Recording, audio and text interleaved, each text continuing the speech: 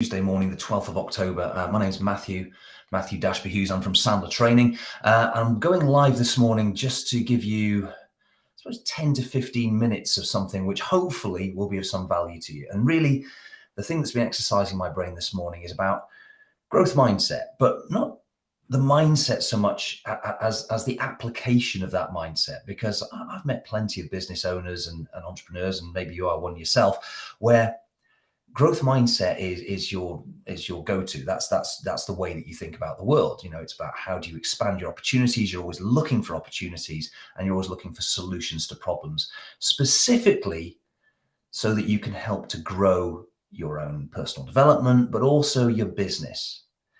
And growth really is something which sometimes, despite your mindset, eludes you. And that's not always the case. And maybe it's more the case if you've got a team around you and you're struggling in certain areas to maybe, I don't know, clone yourself, which can be a bit of a challenge when you're first recruiting, and particularly if you're trying to grow your business relatively quickly.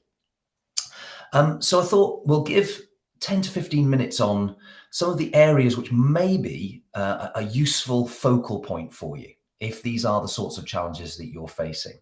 And what I mean by that is the kinds of areas that typically, when we're talking to business owners and sales leaders as well, they're the sorts of areas that they have to focus on if they want to be able to not just achieve growth, but also achieve replicable, consistent, predictable growth, which means that ultimately forecasts, which quite often have all of the reliability of a fairy story, actually start to come true, which is, you know, wouldn't that be a nice thing? Isn't that the holy grail of growth mindset? Actually achieving the growth that we thought we wanted to achieve. So that's kind of what I thought we would share over the next 10 to 15 minutes. In terms of the outcomes of this, back end of these sort of 10 to 15 minutes, I'm going to be giving you an opportunity to come along to a 2-hour free masterclass that I'm running next Tuesday, the 19th of October at 2 o'clock in the afternoon. It's 2 hours long. It's not recorded. It takes place in an entirely confidential environment. So if you want to come along and talk about any one of these things that we're going to be talking about this morning, because you feel that maybe we've identified an area which is a blind spot for you. And the great thing about blind spots, of course, is that you can't see them until somebody shines a light on them, maybe. Or maybe it's just a roadblock, or just one of those little frustrations in life where you're thinking, that's something that maybe we should be focusing on a little bit more. If you'd like to be talking about something that we're talking about this morning in a little bit more depth, then please do comment Y, the letter Y for yes, in the comments down below. And just let me know that it's something that potentially interests you. There's no pressure at all with it. It's something that I do tend to restrict the numbers on. I don't like to have more than 8 people on these kinds of live streams. It's a Zoom thing that we're going to do. It will be confidential, as I say. So just let me know whether or not that's the sort of thing that you'd be interested in. And I'll tell you a bit more about that at the very back end of today. But let's have a little look. Now, I'm going to do something with technology, which is always dangerous.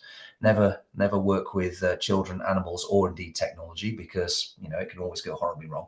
And one of the bits of technology I'm going to use is a pen. Now, this is the bit that probably is going to go horribly wrong, because my writing is, well, an awful lot like a hyperactive 3-year-old who's had too much sugar. So please don't judge me on my writing. Just use it to kind of follow along with the content that we're going with, assuming you can even see this thing. So let's just flip on this little whiteboard here. Oh, look at that. It seems to be working. That's impressive, isn't it? It's going to get a whole lot less impressive now when I start writing, but never mind.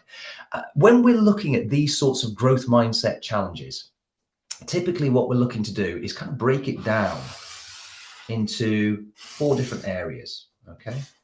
And these 4 different areas you can sort of build into a little kind of pyramid here. So again, apologies for the terrible writing, but realistically, the first thing you want to be looking at is the thing that underpins it all. Look at your strategy.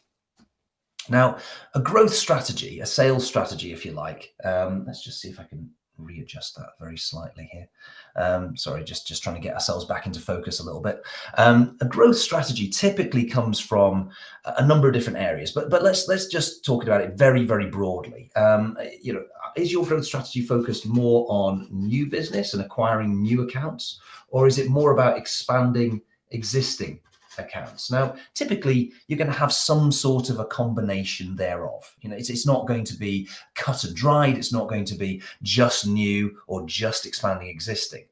We all know, don't we, that the cost of acquiring new accounts and new business is typically something in the order of 4 to 7 times more expensive than retaining and expanding an existing account. And loyalty, customer loyalty, client loyalty is something which is hugely valuable to you because it increases the lifetime value of your clients. So having some form of a mix there makes sense. But that's probably going to be informed by really the type of products or services that you actually provide to your clients. Now, are they the sorts of high price, but maybe sort of low volume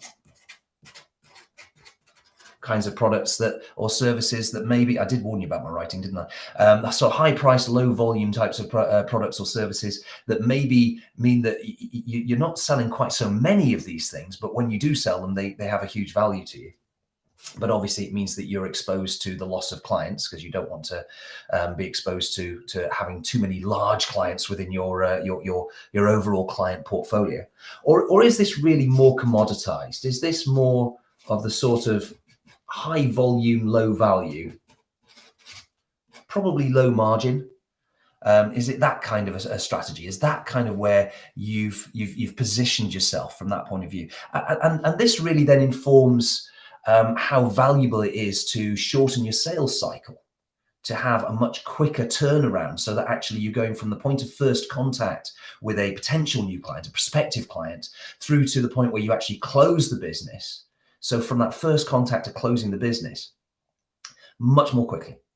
And if you can shorten that sales cycle, of course, there is a huge value because it's productivity, it's staff utilization, and of course, it's keeping that churn of clients going through, because the more commoditized you are, the chances are the less it is that you're reliant on existing business, and the more likely it is that you're more highly transactional and it's more about acquiring new business. And so you can see how your pricing strategy impacts on the balance between your new and your existing business. But really the big question you've got to be asking yourself is, based on what you understand about your own strategy, is do you have the skills in your workforce? Do you have the relevant parts of the workforce in terms of staffing? And do you have the structure in your organization, including management and everything else, to be able to actually deliver on that strategy? Do you have those things in place? I'm very conscious of the fact that this is really not all that good from a point of view of the focus. Let's see if, yeah, that's slightly better, isn't it? Slightly out. You can see this is live, right? Okay. So anyway, we are where we are. That's much better. We're in focus now. Who doesn't love a bit of focus? There you go. Maybe I should get a camera person to come and work this stuff for me, because clearly I did say technology, not really my skill set. But anyway, whatever. Around the skills, if you're going to be starting to develop new opportunities, then one of the things you're going to be looking at is prospecting. Now, prospecting might sound a little bit icky. It might sound like those kind of pushy salespeople who go out there, saying, "Hi, how are you? Would you like to buy my stuff? We've got this, we've got that, we've got the other." All of that kind of good behavior, which frankly, it's not something that most of us are very comfortable with. And by the way, although we do teach how to go out prospecting and how to build new relationships, we do so in a non-pushy way. It's very much about building real, genuine relationships of equal business stature. And we recognize, as part of our mindset, that actually not every person that you meet is going to qualify to be your client. In fact, most of them don't even qualify to be your prospect. So you start your conversations from that position, which is respectful, and I suppose it's a good way of actually building a real relationship with somebody, because it's based on integrity and ethics and equal business stature. But how good are your people at, I suppose, building those new relationships? How good are they at having effective new conversations and being efficient in what they do? Have they got a process that they follow consistently? Do they leave effective voicemails when they pick up the phone? How good are they at using LinkedIn? How good are they at having new conversations that don't feel pushy, but actually do start to progress a conversation in an intentional way? Can they get to the right decision makers? I'm just going to put DM there because, frankly, well, you've already seen my writing. You know why I'm just writing DM. Are they good at actually getting to the real decision makers? Not in a pushy way, not in a, are you the real decision maker? Those kinds of crude ways, but in a way that actually nurtures your relationships. So the closest you'd ever get to that is something along the lines of, who apart from you is involved in this decision? You want to ask sensible questions. How good are they at closing? Now, I mean, I think it's fair to say that a lot of the people that I speak to, they say, oh, once I get in front of somebody, I can close, and I'm good at that. But how good are they really? What do their numbers show you? When they do close a deal, are they giving away big discounts? And I guess the other thing, and this is probably the biggest challenge that a lot of business owners and salespeople I speak to suffer from, and it's a huge challenge, is what we call free consultancy. Have a look at your conversion rate from the number of carefully crafted, beautiful proposals and quotes that you do and that you produce, and that you invest management, time, and intellectual property in actually producing these amazing quotations that you pump out into the world. How many of those actually convert into business? How many of them actually turn into real business? And how many of them actually, once you've fired it off into somebody's inbox, do you actually just find yourself getting ghosted? And what you've really done is you've given away a beautifully crafted proposal that you spent a long time, maybe 24, 48, even 36, hours, more, 3, 4, 5 days, putting together something that shows your prospective client just how good you are, just how knowledgeable you are, just how expert you are in your field. And then they never even reply. And when you pick up the phone, instead of them actually answering the phone, you just get their voicemail again.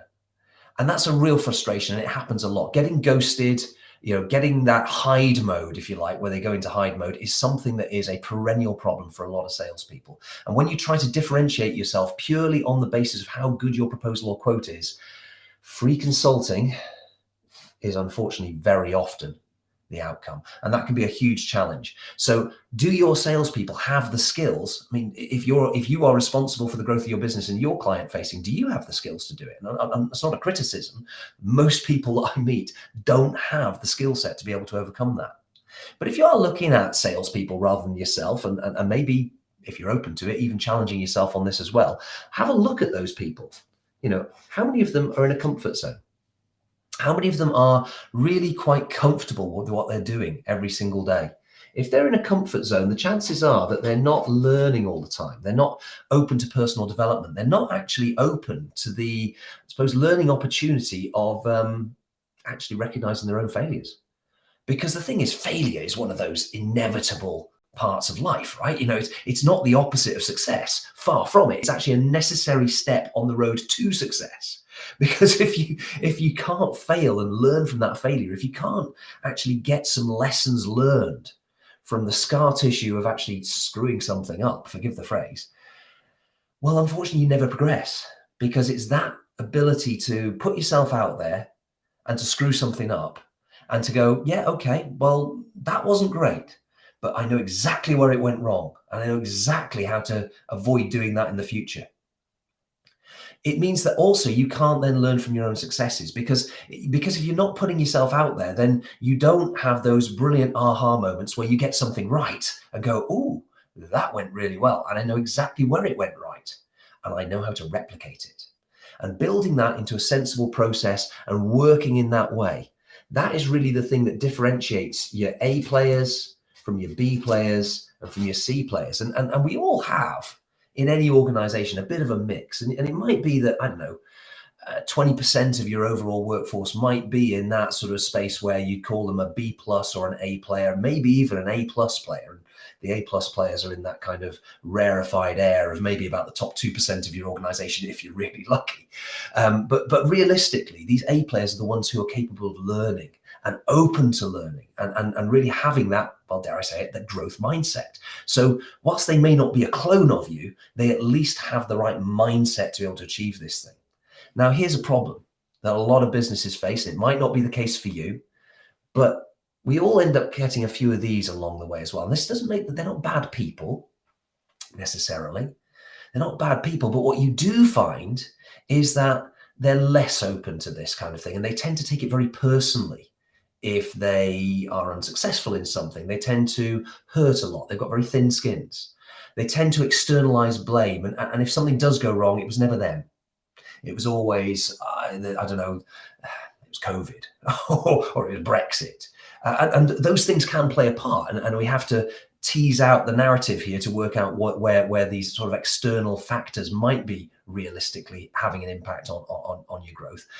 And other times it's actually them. It's just what they're doing is they're not accepting their own part to play, because we all have a part to play. We all bring our own 50% to any interaction. So the problem is, if you tolerate too many of these people in your organization and you don't develop them into at least B players, then these people, your A players, tend to leave, because they look at it and go, is this an organization that I want to be in, if this is the type of people that we have? And then these people in the middle, the B players, they have a tendency to sort of drift in this direction. They tend to become a little bit more like C players, maybe. Whereas actually, if there's fewer of the C players around, then actually the B players tend to have to raise their game in order to fit in with all these wonderful A players that are around them. So the old phrase that the rising tide raises all boats. The rising tide raises all boats. And that's really what you're looking for.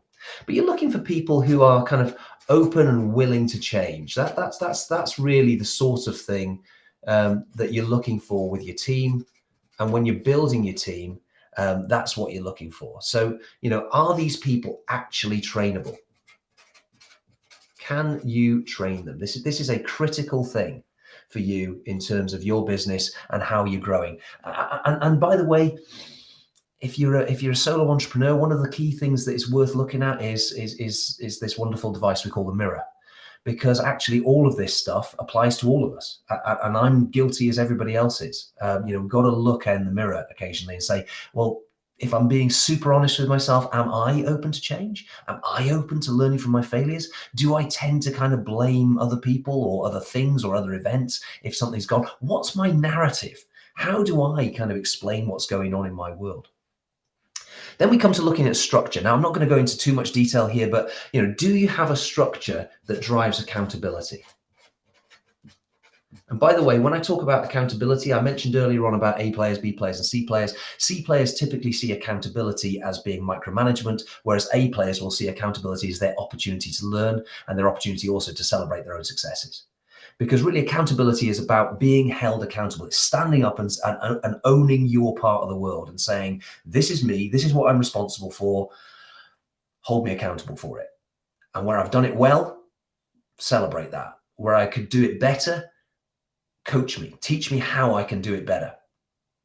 And where I haven't done it so well, tell me how I can do it differently. That's really what we're looking for here. And to that point, we're talking about having a structure that is based on coaching. If you're a manager, over a third of your time should be spent coaching your people. And really coaching your people is the accelerator that will help you to take your B players into A players and get your A players into the stratosphere. And you take your A players into the stratosphere, your business is about people.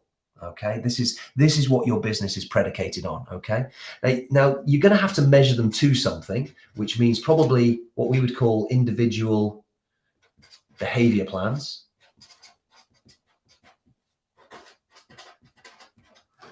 And that could probably be what we would call internally a cookbook. And like anything else in life, a cookbook is it's a metaphor.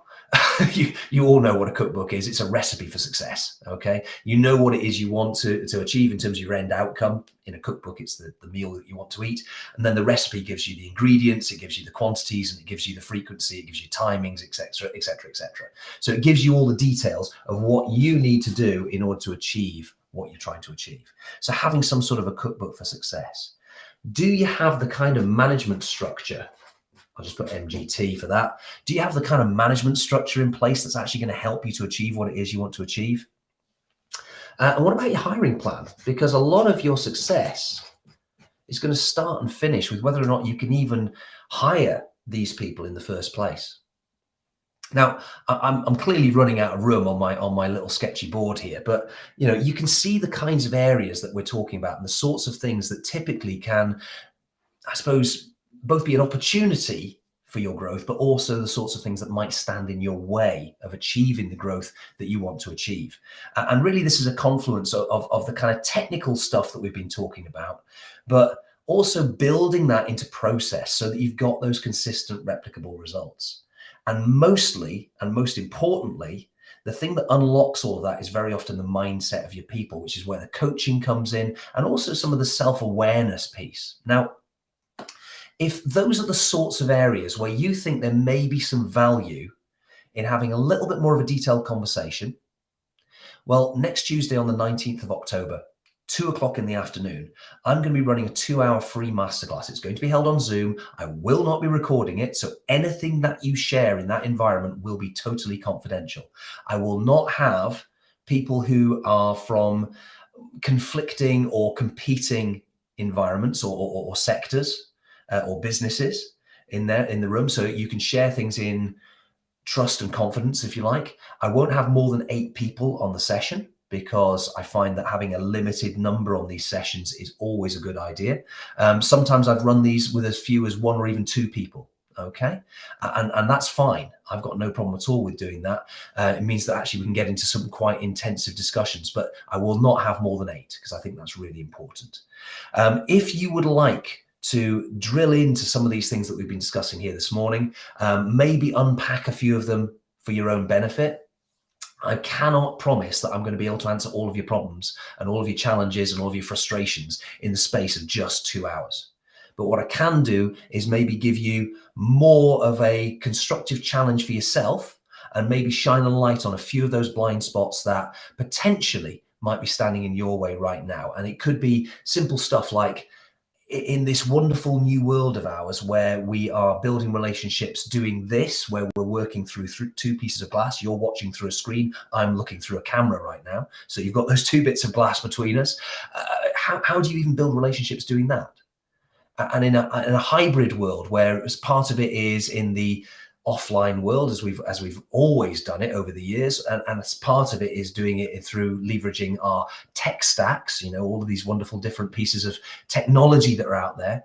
How do you utilize sales enablement technologies? How do you build your strategy? How do you start to build relationships in a way that works with not only technology, but also probably the oldest piece of technology and the one that's most relevant, the one that doesn't seem to change a whole lot, and certainly hasn't changed in the last 150 to 200,000 years since Homo sapiens first emerged as a distinct species. And that's the 1.2 kilos of computational jelly that sits between your ears. That piece of technology is quite important. How do you leverage that? How do you utilize that? How do you even get to understand how that thing even works? Because that's quite a big challenge for a lot of people. In fact, no, strike that. It's a big problem for everybody.